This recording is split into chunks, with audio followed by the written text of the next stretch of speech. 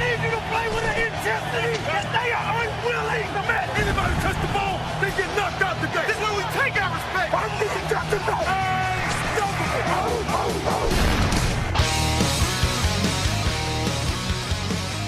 Bem-vindos ao podcast NFL Hoje. Meu nome é Gabriel Martins e aqui comigo está Frederico Maritan. Tudo bom, Fred? Tudo bem sim, Gabriel. Quinta-feira já com muitos jogos de pré-temporada e agora nós vamos com tudo para esse início de ano 2015, que na NFL muita coisa vai rolar e muita coisa boa já está acontecendo, inclusive. É verdade. Só antes da gente começar, eu queria falar uma coisa. Teve gente que mandou alguns comentários aí na página. Olha, a gente não é TV Fama, não somos TMZ. Então essa história de Tom Brady e Gisele Bündchen não nos interessa em nada. Não é o foco da nossa página. Nosso foco aí, se sair alguma coisa sobre Deflategate, pode ter certeza que a gente vai postar. Mas história aí, se eles estariam se separando ou não é a nossa praia. Nós não interessamos por essa particularidade da vida dos dois e a gente só quer saber da NFL, do jogo, dos bastidores de cada equipe. Agora, a vida pessoal não nos interessa mesmo, não vamos falar nada dos dois. Além de notícias hoje, a gente tem bastante coisa acontecendo aí na NFL. A gente vai ter mais um top 5 para fazer. Essa foi uma sugestão até do Alessio Santos, ele que deixou o comentário lá no YouTube. Lembrando, vamos deixar lá comentário no YouTube, no iTunes. A gente sempre lê, a gente está sempre interessado nas suas sugestões. Então, o Alessio, ele perguntou pra gente quais são os 5 melhores treinadores da NFL na nossa opinião, na minha opinião e da do Fred. Então a gente vai falar sobre isso, mas antes vamos pro giro de notícias. Geno Smith quebra a mandíbula em briga no vestiário e vai perder até 10 semanas. Peyton Manning afirma não ter ficado magoado com o e-mail de Tom Brady. T.Y. Hilton renova com os Colts por mais 5 temporadas. NFL hoje elege o melhor jogador de cada uma das 32 equipes da liga. Muita coisa para falar, mas vamos começar com a notícia que mais chamou a atenção nessa semana. O New York Jets vai perder seu quarterback por até 10 semanas, mas não pense que foi uma lesão em campo ou suspensão. Geno Smith levou um soco de um linebacker da equipe no vestiário e quebrou a mandíbula. O motivo da briga seria uma passagem de avião no valor de $600. Realmente aí eu sinceramente não lembro, dei uma pesquisada e não encontrei um caso semelhante assim de uma lesão tão séria no quarterback ainda da equipe, que o quarterback tenha tido uma lesão que vá perder tanto tempo por causa de uma briga. O pessoal pode questionar um pouco o Geno Smith, ele ainda não mostrou o que pode ser um quarterback, né, o franchise quarterback, mas ele ia ser o titular da equipe, ele estava tendo todas as repetições entre os titulares, e é uma perda bem grande. Agora vai ser o Ryan Fitzpatrick. O Ryan Fitzpatrick, eu acho que é óbvio que ele não tem o potencial que o Geno Smith talvez teria para crescer. O Ryan Fitzpatrick é o que ele é agora. Mas acho que o que o Geno Smith é agora e que o Ryan Fitzpatrick é agora, acho que não fica tão diferente assim o nível para o New York Jets. Eu não acho que os Jets vão ou não ganhar o Super Bowl porque vão perder o Geno Smith aí pelo começo da temporada. Realmente, uma situação bem inusitada, né? Uma briga de vestiário, e, nossa, não foi nenhuma lesão, nenhuma suspensão, mas agora, querendo ou não, ele era o titular, né? Ele estava se preparando para ver se conseguia dar uma evoluída. Agora, sobre a troca dos quarterbacks, eu acho que é 6 por meia dúzia mesmo, porque acho que eles estão no mesmo nível. E se eu fosse o treinador dos Jets, eu investiria naquela fórmula básica para quem não tem um quarterback top de linha. Que é quê? Uma defesa mais forte, que causa turnovers, que consegue segurar as pontas, e um jogo terrestre melhor. Porque, inclusive, o Jets tem até um running back muito bom, que é o Chris Ivory, que acho que ele dá conta. E se eu fosse da comissão técnica, eu investiria nisso. Até uma sugestão minha seria quase todos os snaps do ataque seria mais ou menos uma proporção de 2 corridas para um passe. Aí eu acho que o time pode ter até uma esperançazinha. O torcedor não precisa ficar tão triste com essa lesão. A diferença é que o Geno Smith é um quarterback jovem ainda. Por mais que agora o nível dos dois seja bem parecido, eu acho que ainda existe a esperança de o Geno Smith crescer. Ele é um quarterback aí que terminou a temporada até relativamente bem. Teve um bom jogo aí na última semana da última temporada. E só lembrando aí, o motivo da briga foi um negócio inacreditável. O Ike Enenkpali, se eu não me engano, o nome do linebacker, ele foi uma escolha de 6º round em 2014. E durante a off-season ele convidou o Geno Smith para participar lá de um evento na cidade natal lá do linebacker, né? E acho que era tipo um camp beneficente, assim, para algumas crianças do colégio dele na época. E o Geno Smith já falou que ia. Só que chegou no dia anterior, uma pessoa próxima ao Geno Smith, eu não sei se foi um membro da família ou um amigo, sofreu um acidente de moto e faleceu. E o Geno Smith não foi para a cidade lá do linebacker, né, o Ike Enenkpali. E o Enenkpali queria o dinheiro de volta da passagem que ele comprou pro Geno Smith para ir lá no camp, né, lá no evento dele. E o Geno Smith falou, não, eu vou pagar, era o valor de $600, só que ele acabava não pagando. Aí parece que o Enenkpali foi confrontá-lo, né, sobre esse dinheiro,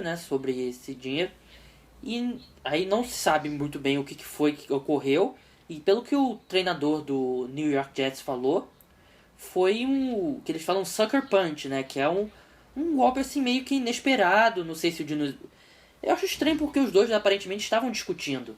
Então é difícil você estar discutindo com alguém e o clima está esquentando, você fica pronto para qualquer coisa, né? Não sabe se o Geno Smith virou as costas ou o Geno Smith achou que estava discutindo normalmente. Mas parece que foi um golpe aí meio que inesperado. E parece que a mandíbula do Geno Smith foi quebrada em 2 lugares. E então foi um baita golpe. E o Enenkpali, é um negócio que é inacreditável, né? Mas ele já tem uma nova equipe, né? Ele já está lá com o Buffalo Bills, que é treinado agora pelo Rex Ryan, que foi que era o treinador do Jets ano passado, quando o Enenkpali foi draftado. Eu sinceramente achei que ele ficaria fora da liga, porque E.J. Manuel, Tyrod Taylor e Matt Castle que se cuidem, né? Uma situação surreal mesmo no vestiário dos Jets. Nossa, eu fico imaginando os outros jogadores. E aí? E agora? Como é que fica as relações deles e tudo? Mas, nossa, eu acho que foi até melhor ter cortado mesmo e que ele siga o seu rumo lá com os Bills e que dê tudo certo mesmo e que não aconteça mais nenhuma coisa assim, até nas outras franquias, porque é muito revoltante até o cara perder por causa de uma briga de vestiário, nossa. E jogadores que o Enenkpali era uma escolha de 6º round, mas mesmo assim o salário dele é por volta de $500 mil. Acho que $600 não faz tanta diferença assim pra ele. Eu acho que seria o mesmo que eu e o Fred aqui, a gente brigar e o Fred me dar um soco e quebrar minha mandíbula porque eu não paguei R$50 pra ele. Eu acho que é mais ou menos aí nessa proporção aí o valor que equivale R$600 pra eles e R$600 pra nós, pessoas comuns, né? Exatamente, bola pra frente que tem questões muito maiores com os Jets e não faz sentido nenhum. Vamos seguir em frente. Então vamos continuar por enquanto na AFC Leste, né? Parece que o Tom Brady recebeu uma resposta do Peyton Manning, né? Exatamente. Tom Brady ficou uma saia justa quando vazou um e-mail em que ele afirmava que Peyton Manning só teria mais 2 anos de carreira. O quarterback dos Broncos, no entanto, levou na brincadeira e afirmou que Brady enviou uma mensagem se desculpando. É até melhor, né, que acabou com essa situação que nem importa mesmo, é só um detalhe, né, que tem coisa muito mais importante. Foi uma baita saia justa mesmo que o Tom Brady ficou, porque é uma discussão, assim, entre ele e o amigo dele, que acabou sendo publicada ali. Até achei que ele falar que o Peyton Manning tem mais 2 anos de carreira. Eu acho que o Peyton Manning só tem mais 1 ano. E eu acho engraçado também o Brady achar que ele tem mais 8 anos de carreira. Eu acho muito difícil que ele jogue mais 8 anos, por mais que ele seja um cara que se cuida bastante, tem uma dieta toda, tem aquela dieta dele de toda maluca lá, ele tem um guru que toma conta dessa parte dele, mas mesmo assim acho que o Tom Brady aos 39 anos, se não me engano, 38, agora me fugiu, tá, um ou outro. 38 anos, 38, né? Acho que ele jogar mais 8 anos é bem difícil de acreditar. Mas eu achei que o Peyton Manning foi bem elegante da forma que ele tratou desse assunto. Exatamente, o Peyton Manning acabou de vez com esse assunto, que também não importa mesmo a opinião do Tom Brady sobre quantos anos ele ainda vai jogar. E ele foi, exatamente como você falou, foi muito elegante, botou um ponto final. E agora, sobre o Tom Brady jogar mais 7, 8 anos, nossa, eu acho muito difícil. Ele pode até chegar a jogar, só que eu não sei se no nível que ele joga, que ele espera, porque são muitos anos. Fazendo as contas aqui, ele vai jogar até os 45, 46 anos. Será que um quarterback consegue jogar em bom nível na NFL com essa idade? Jogadores com essa idade, eu lembro do Jeff Fickles, né, o punter do New York Giants, que eu acho que ele chegou até jogar uns 45, por aí também. O Adam Vinatieri, também o kicker do Indianapolis Colts, também já passou dos 40, se não me engano, 41 anos. Mas é kicker e punter, né? Não acho que um quarterback vai chegar a jogar em alto nível. Acho que o principal é isso, de repente ele consiga jogar, mas é muito difícil pensar que ele vai conseguir manter o nível de atuações que fizeram ele o melhor quarterback, ou um dos melhores quarterbacks da história da NFL. Mas, avançando aí, teve mais jogador importante renovando o contrato, né, Fred? Exatamente. Andrew Luck ainda não está com contrato novo, né? Mas seu alvo favorito, sim. T.Y. Hilton renovou com os Colts por mais 5 anos, no valor de 63 milhões de dólares, com 39 milhões garantidos. Uma excelente notícia para os Colts e principalmente para Andrew Luck. Começou antes do training camp começar ali, acho que foi até antes do minicamp dos OTAs, o T.Y. Hilton tava meio, digamos, chateado, ele não tinha certeza se ia conseguir renovar o contrato, e parece que os Colts já estavam pensando na vida sem o T.Y. Hilton quando draftaram o Philip Dorsett, né, que é um jogador de estilo semelhante aí do T.Y. Hilton, né, um jogador um pouco mais baixo, um wide receiver um pouco mais baixo, que tem como especialidade a bola longa. E eu acho que os Colts conseguiram um bom contrato aí com o T.Y. Hilton, 12 milhões por ano aproximadamente, um pouquinho mais. Se não me engano aqui, fazendo a conta rapidamente, dá 12,6 milhões de dólares. A gente aqui é jornalista, então você sabe que a gente não sabe fazer muito bem conta. E eu acho que o Andrew Luck foi draftado no mesmo ano que o T.Y. Hilton, os dois já têm um bom entrosamento. O T.Y. Hilton teve números excelentes já no ano passado. Ele acho que já desde 2013 ele já meio que ultrapassou o Red Wayne aí como o principal recebedor do Andrew Luck. Em 2014 se firmou mais ainda, agora o Red Wayne foi embora, tem o Andre Johnson, mas acho que o Andre Johnson é o recebedor 2, o T.Y. Hilton continua como recebedor 1. E agora é esperar o contrato do Andrew Luck. Exatamente, eu achei que todas as partes saíram ganhando. O T.Y. Hilton, porque ele é um wide receiver muito bom, muito sólido na posição. Pelo que ele já apresentou e pelo que ele pode ainda apresentar, são justos os valores. Os Colts agora acabou com esse problema e tem outra história também para o ano que vem, né? Tem muitos titulares do Colts do ataque que estão também chegando no final de contrato, como o tight end Coby Fleener e o cara da linha ofensiva, o Castonzo. Aí já abre mais espaço para um dos dois ser pelo menos tagueado e os Colts ter chance de renovar até com os dois, né? E sobre o contrato do Andrew Luck, esse vai ser um contrato que eu estou muito ansioso para saber quais são os seus valores. Suspeito que vai ser o jogador mais bem pago da NFL. Eu também tenho essa suspeita. Acho que se eu tivesse que apostar agora, eu diria que o Andrew Luck vai ganhar mais dinheiro que o Aaron Rodgers. Antes da gente passar para a próxima notícia, o Fred, eu lembrei agora de uma coisa. O Hard Knocks, né, a série da NFL que acompanha um time durante o training camp, começou nessa terça-feira. Até pra gente aqui no Brasil é difícil. Eu entrei em contato com a HBO para descobrir se eles pretendiam passar, mas não obtive resposta e dei uma buscada agora na programação ali da minha TV a cabo e eles não vão passar aqui pro Brasil. Fica um pouco complicado pra gente assistir, mas se você tiver como assistir, vale muito a pena. Esse ano eles vão fazer o Houston Texans e vão acompanhar o training camp do Houston Texans. É um episódio por semana, acho que é toda terça-feira. E eu não assisti o episódio ainda, mas pelo que eu li, parece que 40% do episódio, 50% é o J.J. Watt. E não é que a gente... É exatamente o que a gente achava, que o J.J. Watt ia ter um grande destaque aí, porque ele é uma das caras da NFL.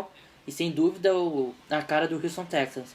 Mas vamos passar para nossa série especial que a gente está fazendo, né, Fred? Sim, agora nós vamos discutir os melhores jogadores de cada time da NFL. Agora, é uma lista muito complicada, né? Porque tem times que tem vários jogadores que podem ser considerados os melhores, não é mesmo, Gabriel? É isso mesmo. Até antes da gente entrar no ar, eu falei com o Fred para que o tópico dessa discussão ia ser o que ele discordava, né? Das minhas listas. Isso aqui não tem nenhuma opinião aqui absoluta, tudo pode ser debatido, quase tudo pode ser debatido. Certas coisas eu acho que tem um consenso. Só lembrando rapidamente que começou essa série na terça-feira e foi com a NFC Leste. Só lembrando aí, foram o Dallas Cowboys. Eu coloquei como melhor jogador do Dallas Cowboys o Dez Bryant. No Philadelphia Eagles foi o Jason Pierce, né, o left tackle.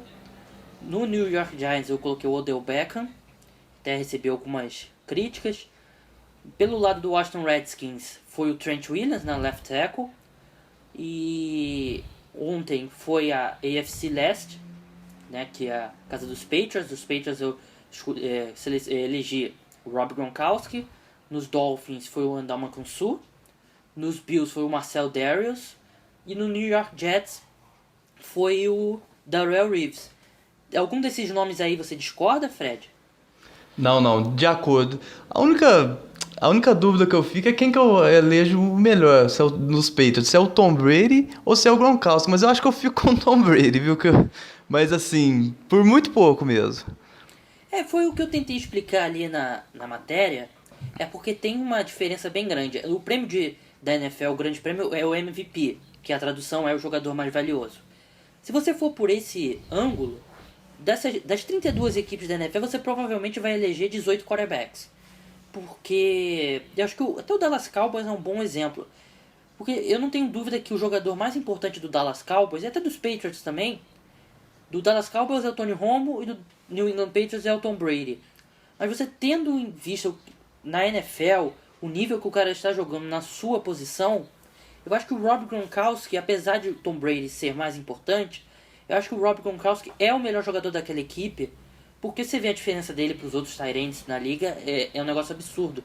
E a mesma coisa no Dallas Cowboys. Claro que o Dez Bryant tem outros grandes recebedores dentro aí da NFL, mas eu acho que o Dez Bryant é um recebedor melhor do que o Tony Romo é um quarterback. Eu tinha até pensado no Tyron Smith, left tackle do Dallas Cowboys, mas eu acabei selecionando o Dez Bryant. E falando rapidamente do Odell Beckham, o pessoal ficou meio chateado. Olha, pra mim, os únicos dois times que vão ser mais fáceis de selecionar o melhor jogador são o Indianapolis Colts, né, com o Andrew Luck. Também tem o Vontae Davis, que é um bom cornerback, mas tá bem abaixo. E o Houston Texans com o J.J. Watt, porque pra mim, o Odell Beckham é disparado o melhor jogador do New York Giants. Não é perto, porque Eli Manning tem todo o histórico, mas é o momento. E no momento, o Odell Beckham é top 5, top 6 wide receivers da NFL. E muita gente não coloca o Eli Manning entre os 10 melhores quarterbacks. Muita gente que entende bastante de futebol americano. Então acho que citaram também o Jason Pierre-Paul, mas o Jason Pierre-Paul tá sem dedo, não se apresentou aos treinos dos Giants. Como é que eu posso colocar o Jason Pierre-Paul? Então pra mim é o Odell Beckham. Ele é um cara que tem todo o potencial do mundo. Teve uma das melhores temporadas de novato da história da NFL. E não existe essa de, porque ele é novato, você não pode colocá-lo. Pode colocá-lo, sim. Ele teve números melhores que o do Randy Moss na primeira temporada. Como é que você não pode dizer que esse cara é um dos melhores só porque ele é novato? Não sei se o Fred concorda. Totalmente de acordo. Nessa questão de quem é o melhor jogador de cada time, ele ganha assim disparado no Giants. Talvez fosse o Jason Pierre-Paul, mas eu acho que o momento não é dele mesmo.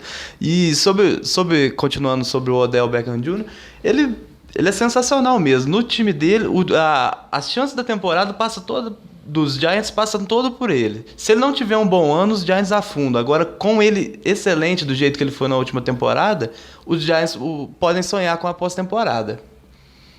E só vou adiantar algumas coisas aí. Hoje a gente vai colocar o terceiro capítulo, né, dessa matéria especial. E é a NFC Oeste, né? A casa do Seattle Seahawks, do 49ers, do Cardinals e dos Rams. Como já é hoje à noite, ela vai entrar no ar um pouquinho antes ou um pouquinho depois da gente postar o podcast. Então você que está escutando aí ainda na quinta-feira, talvez quando você esteja escutando a matéria não esteja na página, mas eu vou adiantar para vocês. No St. Louis Rams, eu escolhi o Robert Quinn, né, que é um dos melhores, talvez o melhor defensive end aí da NFL no esquema 4-3. Ele teve 10 sacks e meio em 2013, 19 sacks e meio em 2014. Ele voltou para 10 sacks e meio em 2000 Ele teve 9 sacks e meio em 2012, 19 sacks e meio em 2013 e 10 sacks e meio em 2014. Ele viu que ele voltou, deu uma caída de novo, mas ainda são números bem positivos ainda aí para um defensive end no esquema 4-3. Apesar do Aaron Donald também ser um excelente defensive tackle, ele teve seu ano de rookie ano passado, foi o Defensive Rookie of the Year, merece, logo eu acho que ele vai estar nessa discussão aí dos melhores defensive tackles. No Arizona Cardinals eu escolhi o Patrick Peterson. Eu até falei lá da matéria que o Patrick Peterson às vezes tem umas falhas técnicas assim, de técnica mesmo, mas ele compensa porque a habilidade atlética dele é espetacular. Ele é muito forte, muito rápido, muito alto. Ele tá ali junto com os melhores corners da liga. No San Francisco 49ers, foi o Navarro Bowman, que em 2013 era um dos melhores inside linebackers da NFL, se não for o melhor naquela época.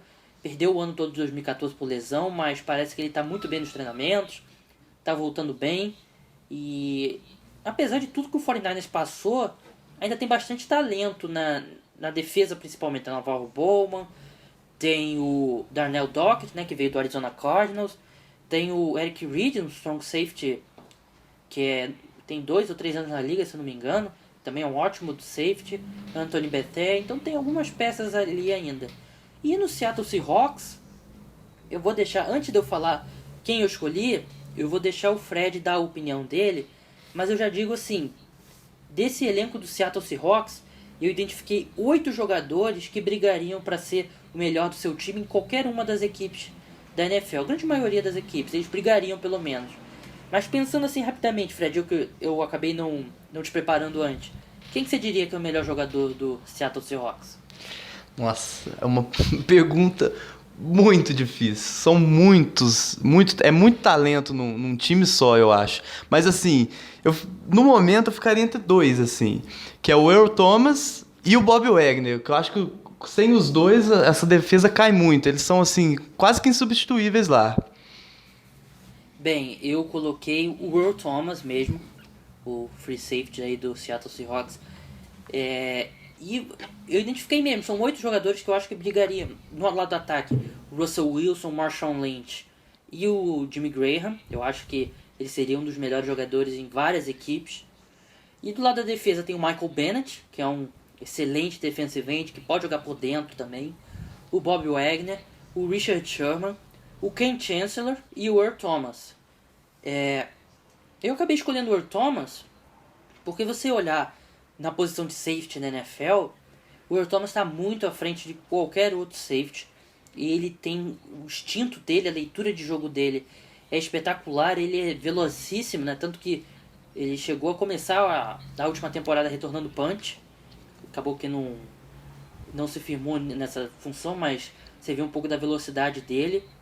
E é um safety espetacular, é o cara que arruma o time, que é o líder da Legion of Boom. Apesar do Richard Sherman fazer toda a provocação, o Earl Thomas é o líder dali, líder técnico.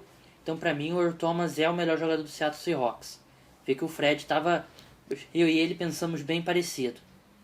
Exatamente. Sobre o Earl Thomas, se você for ranquear o melhor safety e o melhor cornerback, eu acho que o Sherman é o melhor cornerback sim da liga. Só que ele não ganha tão distante como o Earl Thomas ganha como de safety.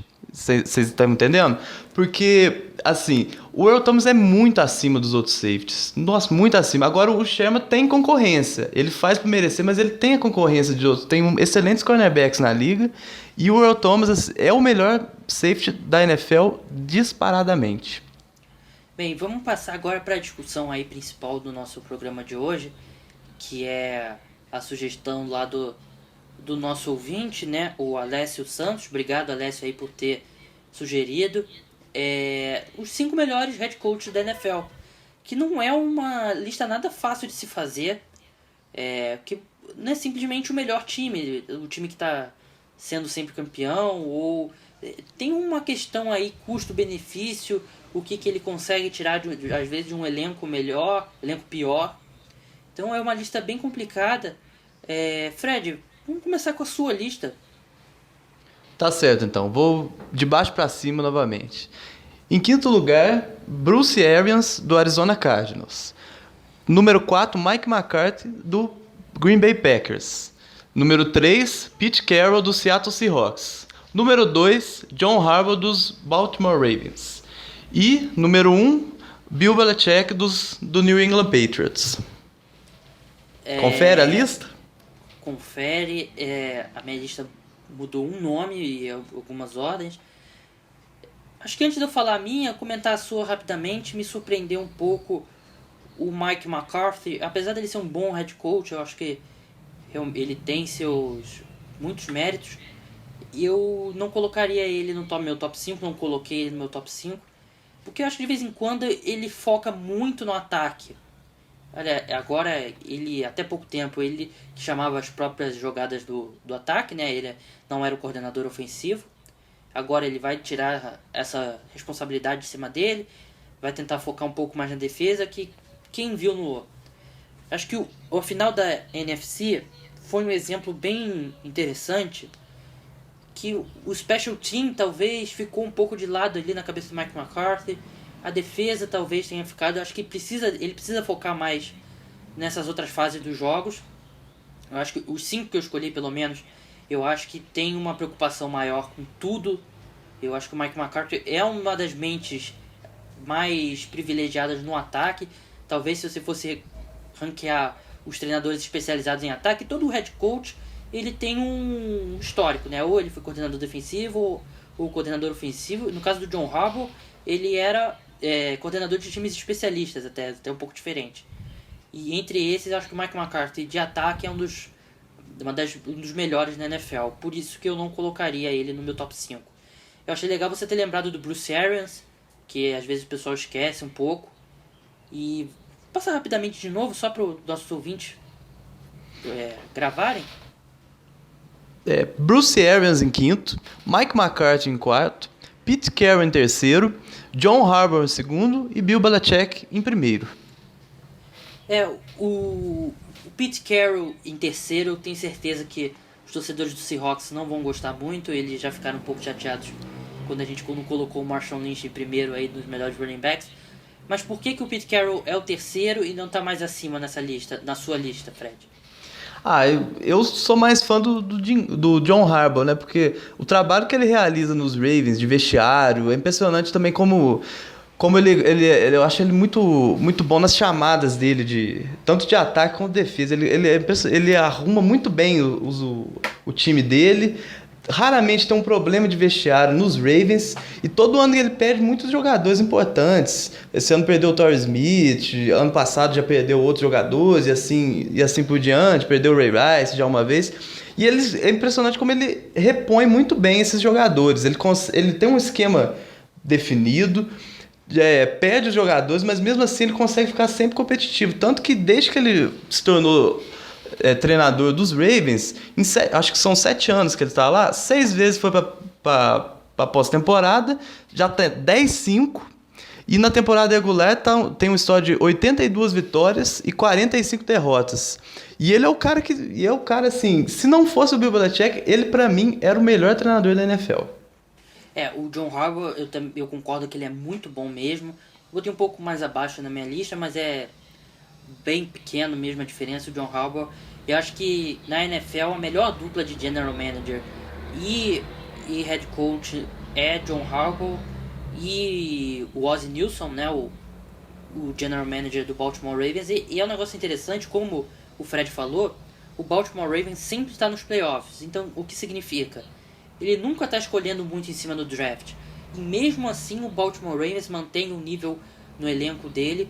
O Baltimore Ravens, tirando ali o Ray Rice e o Ed Reed, que o o John Harbaugh pegou aí vários anos, né? Ele tá jogando, se eu não me engano, são 2 temporadas inteiras aí sem os dois. Mas ele pegou os dois um pouco mais na fase final da carreira. Então, o que eu quero dizer com isso não tem uma grande super estrela, um cara assim... Eles não acharam o Odell Beckham na 12ª escolha do draft. Eles sempre fazem um trabalho bem consistente, não tem nenhuma super estrela. E mesmo assim, na força do elenco como um todo, eu acho que eles têm um elenco um dos mais equilibrados da NFL, digamos assim. Não tem uma super estrela, mas também não tem um cara péssimo, horroroso em uma posição importante. Então eu acho que esse é o grande mérito do Baltimore Ravens. Eu acho que eles são um dos times mais sólidos aí da NFL. Agora eu vou passar para minha lista, Fred. Você, se quiser anotar aí para você poder também dar a sua opinião, eu coloquei em quinto o Mike Tomlin, do Pittsburgh Steelers. Eu botei o John Harbaugh em quarto. Em terceiro também coloquei o Pete Carroll, igual a sua escolha. Em segundo eu coloquei o Bruce Arians. E em primeiro eu coloquei o Bill Belichick. Acho que o Bill Belichick é o melhor técnico da NFL. Tira toda a polêmica, mas... E ele é um dos melhores da história. Acho que o Bill Belichick, não sei se você deve concordar, existem jogadores que em determinado momento eles param de competir com seus contemporâneos e passam a competir com os melhores da história. É o caso do Tom Brady, é o caso do Peyton Manning, é o caso do LeBron James da NBA. E eu acho que esse é o caso do Bill Belichick. Eu acho que você comparar ele com qualquer treinador atual é um pouco até injusto. Eu acho que o Bill Belichick você tem que começar a comparar ele com o Bill Walsh, com o Vince Lombardi. E pra mim, o Bill Belichick tá lá em cima com os melhores treinadores da história da NFL. É um cara que tem 6 Super Bowls, que é 4 como head coach, mais 2 como assistente. O currículo dele já diz tudo, né? E eu fico impressionado como ele consegue extrair o melhor de cada jogador que ele tem no elenco, né? Pra mim, ele, assim, fazendo uma outra comparação, ele é o Greg Popovich da NFL. Assim como no Spurs, o Greg Popovich, ele é o melhor técnico disparado, ele consegue fazer milagres até às vezes com alguns jogadores. O Bill Belichick faz a mesma coisa, tanto que eu fico até meio que em dúvida sobre a capacidade dos jogadores quando saem dos Patriots, porque Fred, é impressionante como ele... Rapidamente, só interrompendo rapidinho, até uma comparação interessante, eu acho que se o Bill Belichick é o Greg Popovich da NFL, né, ou vice-versa, eu acho que o Tom Brady tá pro Bill Belichick, assim como o Tim Duncan tá pro o Greg Popovich, né? Que é a única super estrela que o Greg Popovich teve na NBA. Claro, o Tony Parker, um grande jogador, o Manu Ginobili, um grande jogador, mas é a grande estrela que acompanhou ele a carreira toda, e é o caso do Bill Belichick com o Tom Brady também, né? Exatamente, eu gosto até de brincar que o Patriots é o San Antonio da NFL e vice-versa, né? Porque é aquele time, mesmo que a gente sempre duvida, mas tá sempre nos melhores, disputando o título e dando trabalho. É o time mais temido, né, da liga, inclusive. E nessa minha lista aí, repetindo, Mike Tomlin em quinto, John Harbaugh em quarto, Pete Carroll em terceiro, Bruce Arians em segundo, Bill Belichick em primeiro. Qual que você discorda aí, que você acha que tá um pouco alto, ou que nem deveria estar aí no top 5?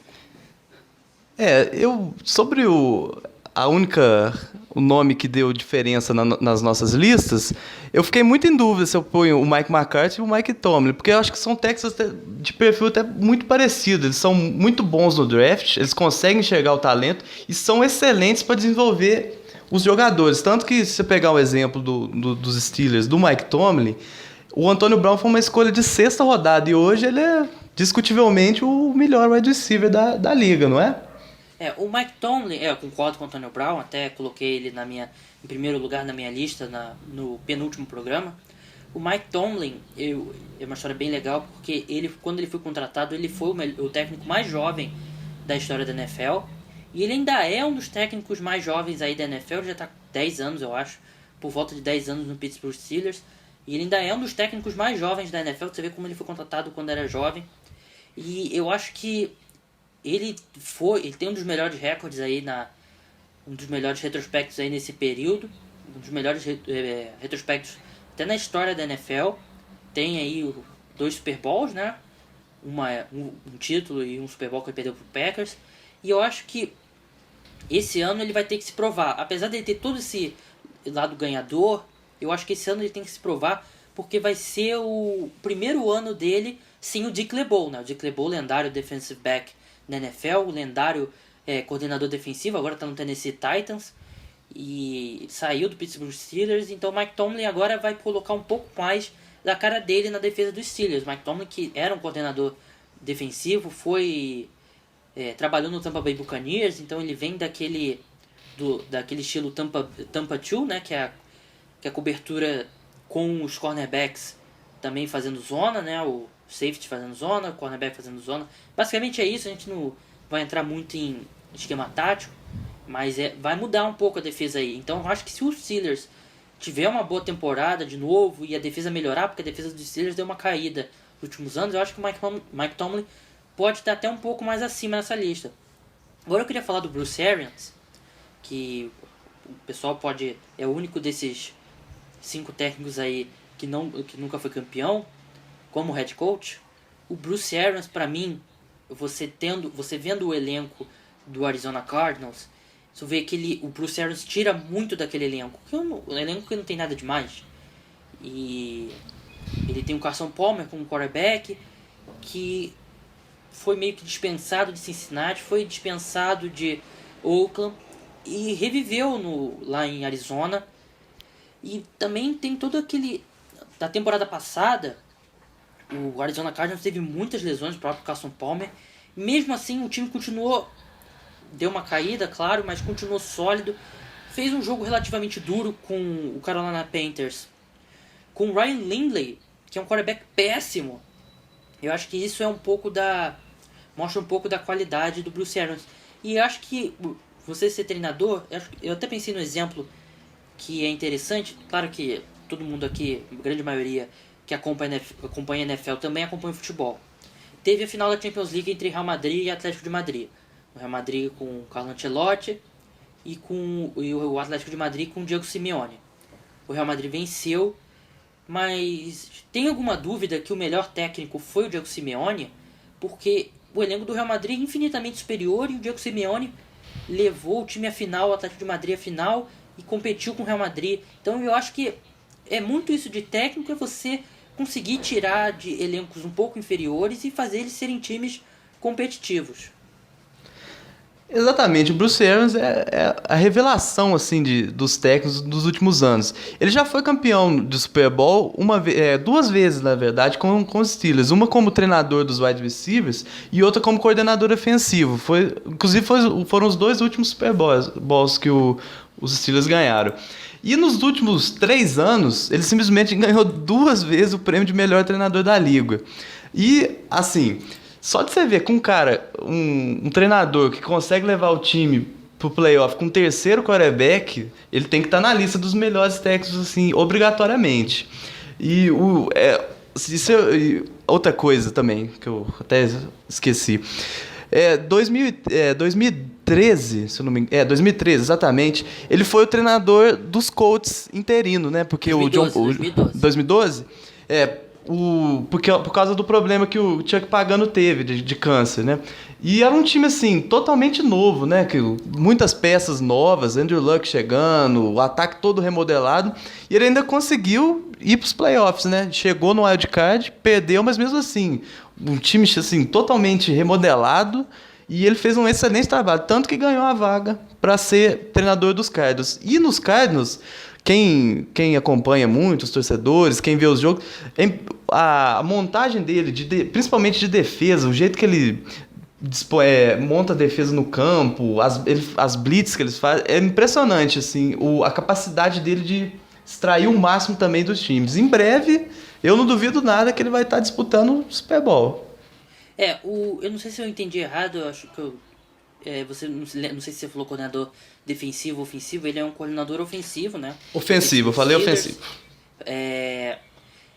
E é super interessante porque eu acho que é uma história bem legal, porque quando ele estava nos Steelers, né, antes dele sair, os Steelers meio que deu uma forçada de repente para ver se ele se aposentava.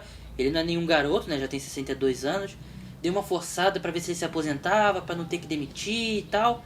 E ele saiu dos Steelers, foi pro Indianapolis Colts, foi coordenador ofensivo e é exatamente o que o Fred falou. Ele pegou uma situação dificílima ali com a doença aí do câncer que o Chuck Pagano teve. E é exatamente isso que o Fred falou. Ele é um grande treinador e eu acho que ele merece ali. Eu acho que como ele tira tanto do Arizona Cardinals, por isso que eu coloquei ele na segunda colocação. E falando rapidamente do Pete Carroll, que acho que teve um consenso entre eu e o Fred, colocamos aí em terceiro lugar. O Pete Carroll faz um trabalho excepcional, por favor, não confundam isso. Eu acho que você ser o terceiro melhor treinador da NFL não é nenhum demérito. Mas eu acho que o elenco do Seattle Seahawks é tão bom, mas tão bom, que eu acho que se você tivesse um treinador um nível um pouco mais... um treinador menos conhecido, assim... O Pete Carroll, a gente tem que lembrar que ele já teve uma oportunidade na NFL, não foi muito bem, voltou, aí voltou para o futebol americano universitário, foi muito bem em USC, aí voltou de novo para a NFL, demorou uns 2 anos até engrenar o Seattle Seahawks.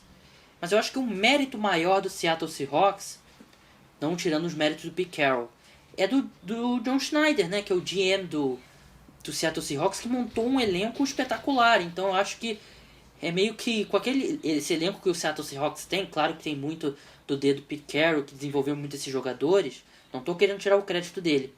Mas eu acho que o Seattle Seahawks tem um elenco ultra talentoso, que é muito superior ao Arizona Cardinals, e o Arizona Cardinals é o time que mais dá problemas para o Seattle Seahawks. Então acho que tem esse comparativo aí. Eu acho que é muito a questão do elenco que o Seattle Seahawks tem, e do elenco que o Bruce Arians tem, e o que cada um tira. Eu acho que o Bruce Arians tem que fazer mais com menos. Exatamente. O Pete Carroll, ele tem também sua participação na montagem do elenco, porque essa leva de ótimos jogadores é toda na gestão dele, e ele faz o que a gente espera mesmo. Uma excelente performance, tanto no ataque quanto na defesa. Eu sou fã dele também por algumas chamadas. Às vezes ele dá uma escada assim e compensa. Ele sabe usar aquele elenco. Também com muito talento, ele corresponde às expectativas. E já tem um cara que chegou nos 2 últimos Super Bowls, também merece todo o crédito. E é totalmente justo ele estar nessa nossa lista dos 5 melhores head coaches. Para terminar aí, que a gente finalizando aí esse podcast, queria agradecer aí o Fred, né, e todo mundo que escutou esse podcast. Cada programa que passa aumenta aí o número de downloads, aumenta o número de reproduções. Fred, você tem alguma coisa que você queria colocar aí antes da gente terminar?